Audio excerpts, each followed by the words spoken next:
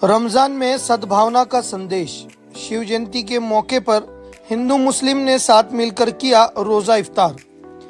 शिव जयंती के मौके पर इफ्तार पार्टी का आयोजन किया गया था, जिसमें सैकड़ों हिंदू और मुस्लिम समाज के लोग शामिल हुए। इफ्तार से पहले देश में अमन, चैन और भाईचारे के लिए दुआ की गई। यह कार्यक्रम का आयोजन राहुल शर्मा, सरचिटनीस कैंटोनमेंट विधानसभा मतदार संघ भाजपा और सलीम शेख, सरचिटनीस अल्पसंख्यक मोर्चा पुणे शहर भाजपा ने 17 मार्च को मंगलवार पेट में किया था। शिव जयंतीच्या दिवशी आजचं इफ्तार पार्टी नियोजन कसं होतं? शिवजयंती अख्ख्या हिंदुस्थानचे आराध्य दैवत म्हणजेच छत्रपती शिवाजी महाराज ज्यांनी स्वराज्याची स्थापना करून स्वराज निर्मिती केली आणि सर्व जाती धर्मांना सोबत घेऊन जाताना एक मुघलशाहीच्या विरोधामध्ये जो त्यांनी बंड पुकारला आणि दाखवून दिलं की स्वराज्याची लढाई ही मुघलशाहीच्या विरोधात होती, ही मुसलमानांच्या विरोधात नव्हती। आज आमच्या शिवजयंतीची कल्पना आहे भक्तिशक्ती संगम। त्या भक्तिशक्ती संगमाच्या ह्याच्यामध्ये एक छान असा प्रसंग आलेला आहे की आपले वारकरी संप्रदाय भक्ती करतात आणि शिवजयंती ही पवित्र रमजान महिन्यामध्ये आल्या कारणाने माझे सगळे सहकारी आयाज भाई असतील, इस्माईल भाई असतील, तारिक भाई असतील, आपा आहेत, सलीम भाई असतील, रफिक भाई आहेत, या सगळ्यांनी विचारपूर्वक मला सांगितलं की आपल्याला एक असा अनोखा उपक्रम घ्यायला पाहिजे। तर मी एका मिनिटात तयार झालो आणि आज तुम्ही पाहताय की किती प्रेमात, उत्साहात आणि आनंदात हा कार्यक्रम पार पडलेला आहे। हे नियोजन किती वर्षापासून करताय? यंदा शिवजयंती आणि रमजान एकत्र आलेत।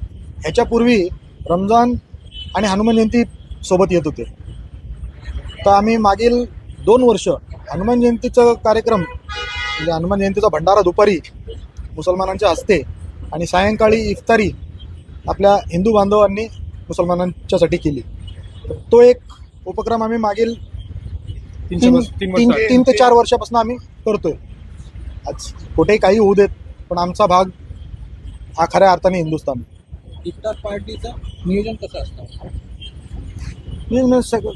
सगळ्या जणांचा त्याच्यामध्ये हातभार असतो। सगळ्या जणांचे कोण शरीर मेहनत करतं, कोण आर्थिक मदत करतं, कोण धान्य मदत करतं, कोण मांडव मदत करतं आणि सगळ्यांचा हातभार ह्याच्यामध्ये लागतो आणि हातभार लागल्यानंतर जे आनंद क्षण आता चेहऱ्यावर सगळ्यांच्या दिसतोय ते त्याच्यामुळेच येतं, एकट्याच्याने काहीच होत नाही। वारकऱ्यांनी पण सहभाग घेतला होता। होय, त्यांचं कसं? वारकरी संप्रदायांना ज्यावेळेस मी माझी भूमिका मांडली तर त्यांच्यातून एक शंका होती की असं शक्य होऊ शकतं का? हे म्हटलं तुम्ही या, तुम्ही डोळ्याने पहा शक्य होणार का नाही होणार। तर गवळी महाराज आहेत, त्यांनी पाहिल्यानंतर त्यांनी सांगितलं की अरे हे आमच्या कल्पनेच्या पलीकडचं आहे आणि हा एक चांगलाच भक्तिशक्ती संगमाचा तुम्ही कार्यक्रम आम्हाला दाखवला आहे, आम्हाला आवडेल। आणि तेही सगळे अगदी उपास सोडण्याच्या वेळेस त्यांनी सोबत बसून नाश्ता घेतलेला आहे।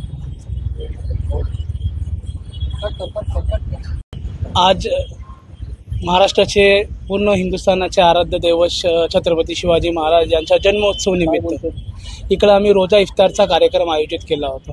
आमचे राहुल भाऊ मागच्या 3 वर्षापासून किंवा 4 वर्ष पण आपण सांगू शकतो की आम्ही वेगवेगळ्या प्रकारे हिंदू आणि मुस्लिम कसं एकत्र एका प्लॅटफॉर्मवरती येऊ शकतात, आम्ही त्याचा प्रयत्न करतो।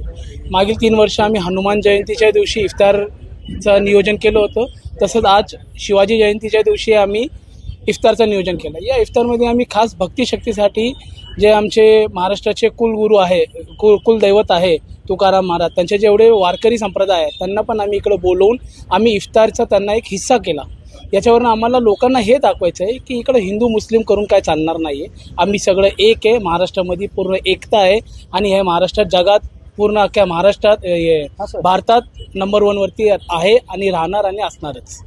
धन्यवाद।